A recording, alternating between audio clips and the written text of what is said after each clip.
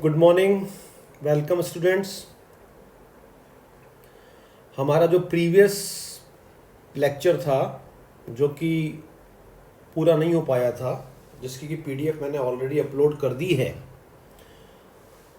हमने उस लेक्चर में definition of limit point, okay, it's example and definition of derived set, definition of adherent point, ये सब बातें हमने हमारे प्रीवियस लेक्चर में पढ़ ली थी, है ना। इस नोट वाली लाइन को आप स्पेशली नोट करें। और मैंने आपको बहुत एम्फेसिस देकर समझाया था कि जब यहाँ पर इक्वल्स टू 5 होता है तो ये जो लाइन है ये बताती है x is not the limit point. और जब नॉट इक्वल्स टू 5 होता है, ऊपर देखिए आप, नॉट इक्वल्स टू 5, तो ये लाइन बताती है हमारे को x is a limit point. ठीक है, तो ये सारी बातें तो हम हमारे प्रीवियस लेक्चर में कर चुके हैं। आज हम लेक्चर 5, जिसमें कि हम क्लोज सेट की एक न्यू डेफिनेशन, जिसको कि मैंने लिखा है सेकंड डेफिनेशन, को पहले हम लर्न कर रहे हैं। फिर इसको लेकर हम एक थ्योरम करेंगे आगे, थ्योरम 2.8। ये जो सेकंड डेफिनेशन है, इसको हम सेकंड डेफिनेशन क्यों कह रहे हैं? क्योंकि ऑलरेडी मैं आपको बता चुका हूं कि क्लोज सेट की हम एक फर्स्ट डेफिनेशन पहले पढ़ चुके हैं। उसमें हम क्या कहते हैं कि any subset of a metric space, any subset of a metric space F is closed if and only if its complement is open. Okay, ये हम पहले पढ़ चुके हैं। और सेकंड डेफिनेशन कहती है, सेकंड डेफिनेशन किसी सेट को क्लोज्ड उसके डिराइव्ड सेट की प्रॉपर्टी के अकॉर्डिंग बता रही है। क्या कह रही है सेकंड डेफिनेशन? कि कोई भी मीट्रिक स्पेस का subset A is closed if it's derived set is a subset of A। मतलब A कोई भी सबसेट क्लोज्ड कहलाएगा यदि इसका डिराइव्ड सेट A का सबसेट हो। In other words, derived set में कौन आते हैं? A के सारे लिमिट पॉइंट्स। तो अगर A के सारे लिमिट पॉइंट्स A में ही इंक्लूड हो तो वो सेट क्लोज कहलाएगा। ओके, अब देखिए इसके बाद हम इस थ्योरम को प्रोसीड करते हैं। थ्योरम 2.8 ये क्या कहती है?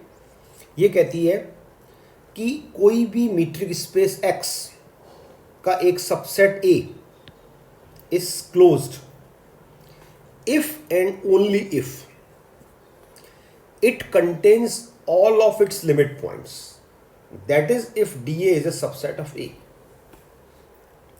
अब जैसे ही इस थ्योरम का स्टेटमेंट हम ध्यान से पढ़ते हैं तो एक नेचुरल कंफ्यूजन दिमाग में क्रिएट हो जाता है। वो क्या कंफ्यूजन है बताइए? अभी अभी जस्ट ऊपर जो मैंने डेफिनेशन दी, ये डेफिनेशन क्या बोलती है कि कोई भी सेट क्लोज्ड होगा, कब होगा? जब वो कोई भी सेट क्लोज होगा जब वो डीए सबसेट ए की प्रॉपर्टी को होल्ड करेगा। लेकिन थ्योरम क्या कहती है? थ्योरम कहती है कि सेट क्लोज्ड है तो ये लाइन प्रूव करो।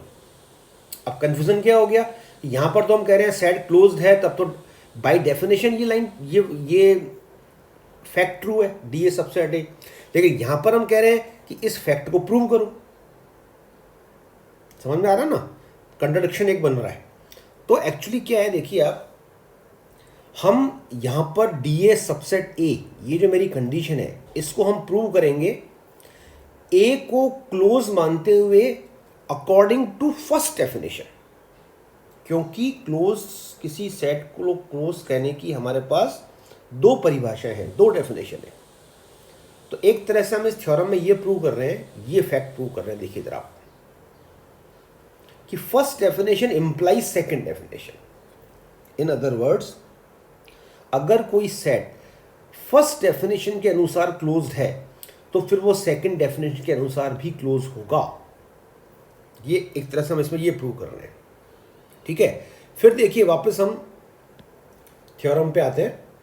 थ्योरम के अंदर जैसे कि आप नोट कर रहे हैं, हमारे पास यहां लिखा है इफ एंड ओनली इफ।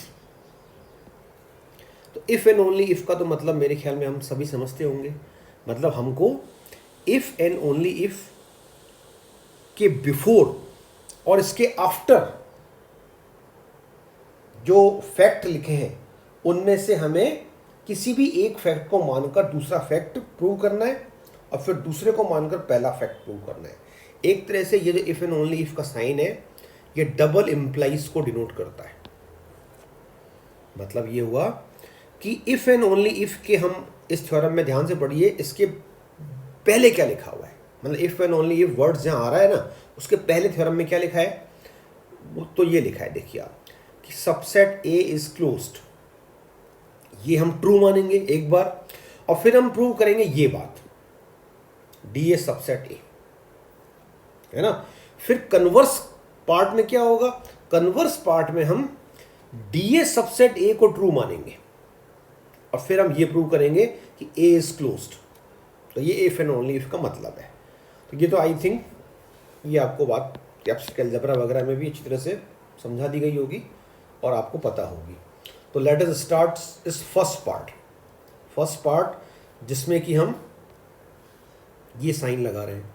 ये साइन क्या शो कर रहा है कि इफ, चूंकि ये साइन ऐसा है, इसका मतलब इफ एंड ओनली इफ के पहले जो बात लिखी है उसको तो हम मानेंगे ट्रू और इस वाली बात को हम करेंगे प्रूव जो इफ एंड ओनली इफ के बाद लिखी है। तो बताइए इफ एंड ओनली इफ के पहले क्या लिखा था, सेट क्लोज्ड है। तो देखिए शुरुआत ही मैंने किससे की, let A be a close subset of X, यानी ए को मैंने क्लोज सबसेट मान लिया। अब मान लिया तो साहब ये क्लोज सबसेट की परिभाषा पूरी करेगा। क्या है क्लोज सबसेट की परिभाषा, क्लोज सबसेट की दो परिभाषाएं हैं। तो चूंकि इसमें हम सेकंड परिभाषा को तो प्रूव ही करना है तो इसको हम क्लोज सबसेट मानेंगे कि ये फर्स्ट परिभाषा के अकॉर्डिंग क्लोज्ड है। तो फर्स्ट डेफिनेशन क्या कहती है कि अगर कोई सेट क्लोज्ड है तो फिर इसका कॉम्प्लीमेंट ओपन होगा।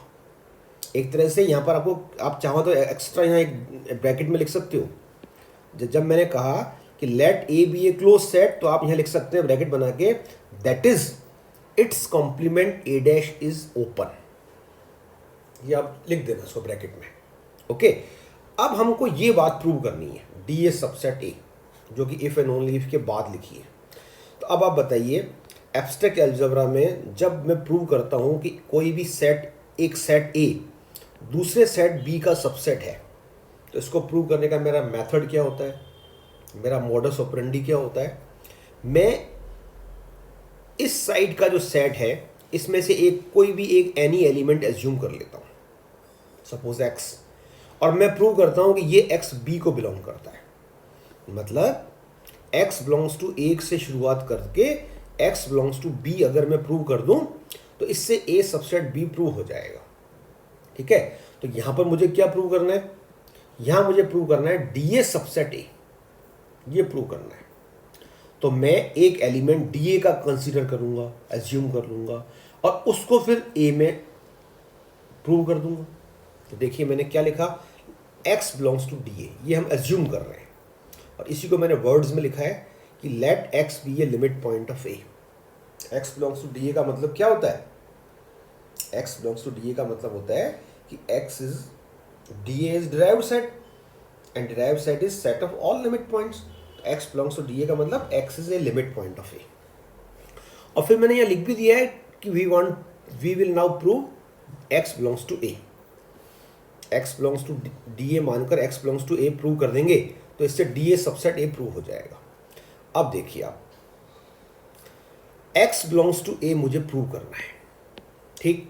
तो इसको हम प्रूव करेंगे, इस फैक्ट को, by the method of contradiction.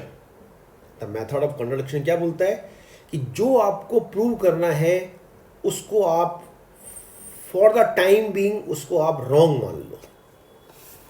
मतलब आप स्टार्ट करोगे कि वो बात मान लीजिए रॉन्ग है, ओके। तो x belongs to A prove करना है तो मैंने कह दिया let if possible x not belongs to A, does not belongs to A, ठीक है। तो इसको रॉन्ग मानकर, जो प्रूव करने वाली बात को रॉन्ग मानकर अगर हमें एक रॉन्ग कंक्लूजन पे पहुंच जाए तो ये बात इंप्लाई करेगी कि ये मेरा मानना गलत था। तो फिर गलत था, तो फिर ये ट्रू हो जाएगा। फिर ऐसा आपने ऑलरेडी किया होगा एब्स्ट्रैक्ट अलजेब्रा में। तो देखिए आप, अब ये बात समझने की है कि हम जैसे ही मैंने माना x not belongs to a, इससे मैंने इम्प्लाई किया x belongs to a dash.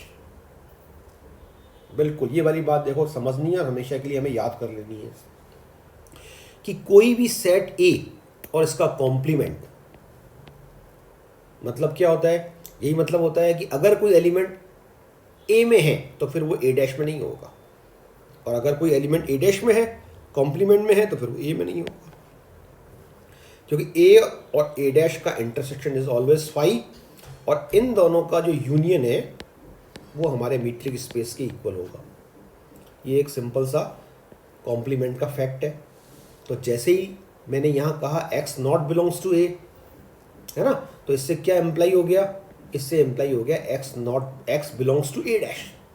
लेकिन यहाँ पर हमने ब्रैकेट में क्या लिखा था, जब देखिए मैंने आपको कहा था एक्स्ट्रा में लिखना है अपन को, क्या था, ए क्लोज सेट था, तो हमने कहा था a डैश ओपन होगा। तो यहाँ मैंने इसको यहाँ लिखा है actually, a dash is an open subset of x,